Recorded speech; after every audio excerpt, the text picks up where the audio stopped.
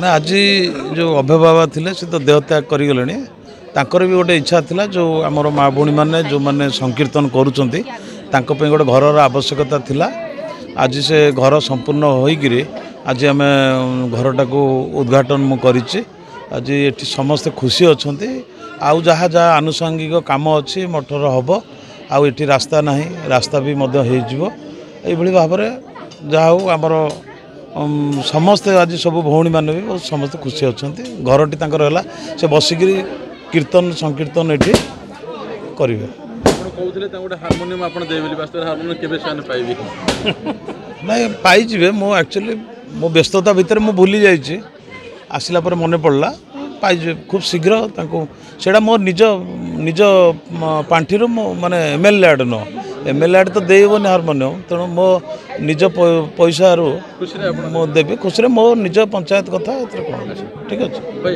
देवी नदी जो भाव में रही राजस्व मंत्री सहित आलोचना करते संपर्क में विस्थापन प्रक्रिया केत आगे गोटे विस्थापन गोटे नुआ नीति तैयारी आमर अड़सपुर जो लोक मैंने सब अच्छा जो नदी गर्भरे जो जाइला घर जो मानकर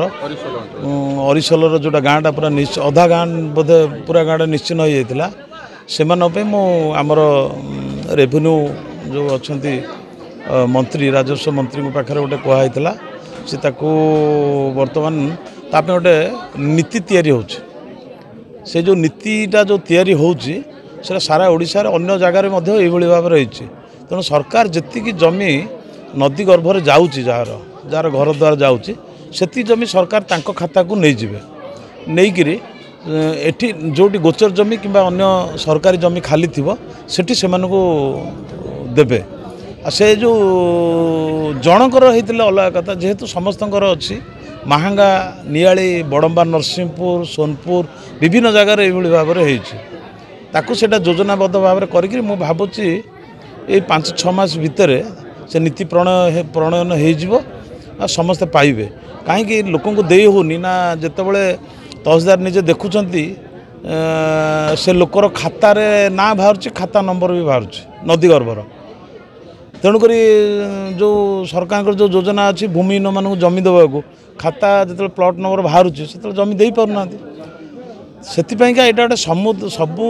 दिनर समाधान ये नीतिटा तैयारी हो समय सापेक्ष किंतु हो खूब शीघ्र समस्त ओडिशा प्राय समस्त यार ये योजना रे समस्त पाइबे प्राय जो मानकर नदी गर्भरे जाऊँ 1943 मसीह देवी नदी उपकंठरे ये साधु गोसाई आश्रम प्रतिष्ठा कराइला यार तत्वावधान करुले बाबा प्रहलाद दास तांकर देहांत परे तांको सुपुत्र अभय बाबा ये आश्रमटी पुनः प्रतिष्ठा कले कारण से देवी नदी गर्भरे से मूर्तिका हवा फल से आश्रमटी संपूर्ण लीन होगला आध्यात्मिक चिंता चेतनार से एक प्रकृष्ट स्थान थिला वैष्णव गौड़ीय धर्म प्रचार प्रसार करने निरंतर भाव में से प्रयास कराला बहु पुण्यार्थी मानक से आकृष्ट कराला प्रतिवर्ष जना जना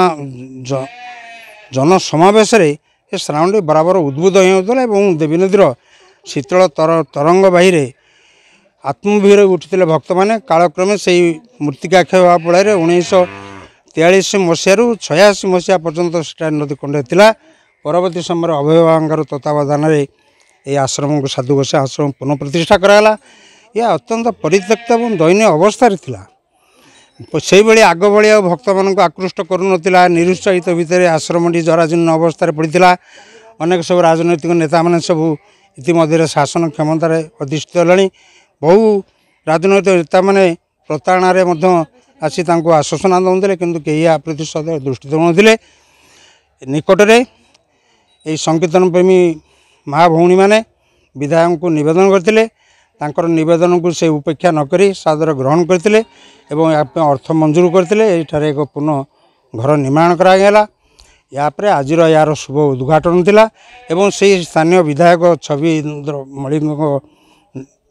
कर कमल आज अनावरण कराई